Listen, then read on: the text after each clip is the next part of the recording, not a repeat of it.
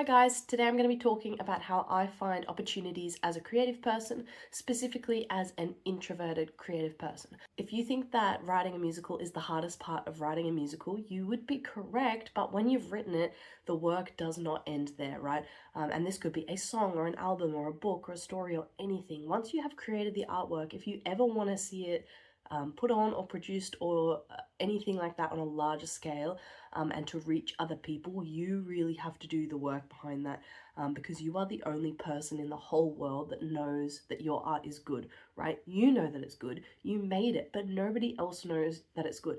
And they're not just gonna take your word for it. You have to make them believe, you have to make them see. So if you have an agent, for example, you might think, well, I don't have to go and do all that work representing myself, but you still have to be the one to convince that agent that you're good, right? So no matter where you are in the universe, if you make art, you are the one that has to convince other people that you are good, or that you are worth representing, or that you are worth investing their time or energy or money in. So you are going to need to know how to seek out opportunities in a really proactive way. Obviously, the most amazing thing you can ever do is self-produce and make your work come to life yourself, but that takes a lot of money, a lot of skills that not everybody has, and it's not always the most accessible option. When seeking out other opportunities, there are a few things that I like to do, and these have been absolutely game-changing for me.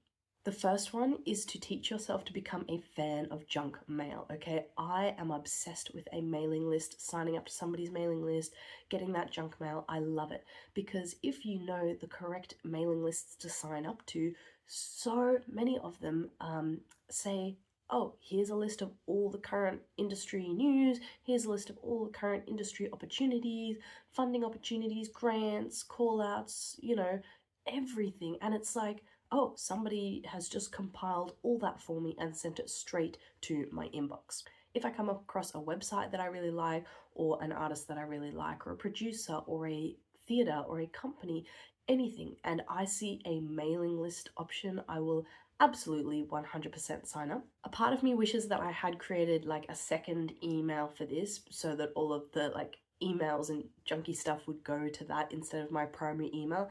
But it's kind of good that it's in my primary email as a way, because every time I'm checking my email, I'm scanning through all of these things. And I'm using Outlook, and it's got a pretty good focused inbox versus where it sends all those ones to it separates them automatically. So that's been working really well for me. So some email lists that you might want to get on are arts organizations, funding bodies, like government arts branches, theatres, physical theatres, theatre companies, directors, producers, dramaturgs, anybody who's offering services within your chosen industry, and as well groups or societies. For example, London Playwrights has a really, really great one. So any kind of group or organization. The next one is Facebook groups. So I don't really love to mess up my social media and my personal stuff with more work, career related stuff, but it's to the point now, I feel, with social media where you don't really have a choice, you just have to. And I try and join as many Facebook groups as I can. Again, it totally janks up my social media, but it's worth it because all the time on your feed, as you're just doing your leisurely scroll, stuff is coming up all the time, really great opportunities, stuff that I'm always just saving for later, and then when I've got a spare 10 minutes, just going through on my computer properly and checking out those opportunities. So I'm searching for groups that are specifically linked to my areas of interest. So I'm on a lot of casting ones because I am a performer as well, but also writers groups specific to my location I really like, because often the opportunities are really location specific, but more broad ones are also really good as well.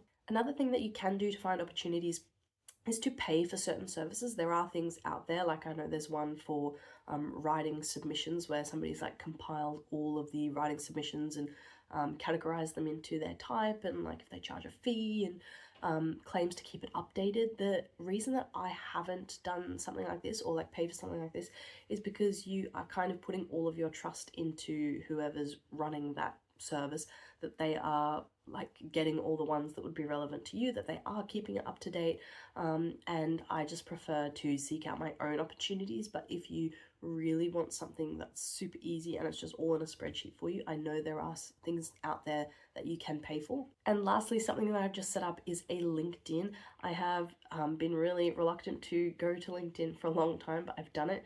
And if you are doing something like this, I would recommend don't just make a LinkedIn and expect all of the news and information to come to you. Like, again, it's about being proactive, right? So I made a list of all of the theatres that were in my area, all of the universities that had performing arts courses, all of the companies or, you know, things that I've ever wanted to work for or do stuff for, theatre groups, you know, TV, film, media, anything to do with my industry.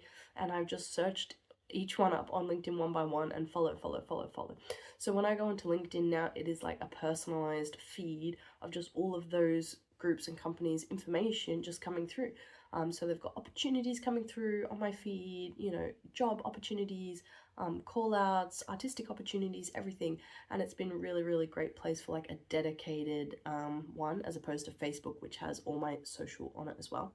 So they would be my top tips if you're not already doing these things. Sign up to some email lists, join some Facebook groups, and use your social media to your advantage, and think about doing a LinkedIn, but really be proactive and follow the right people.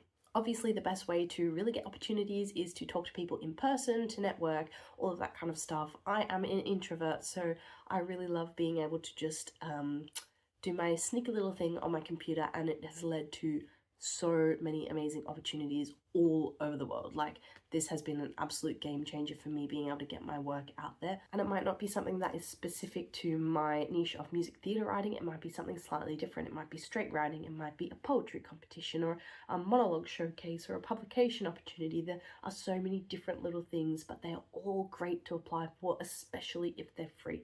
In the film and TV world, there is much more of a thing of like having to pay to enter these kind of competitions, and I feel like it is bigger in America as well.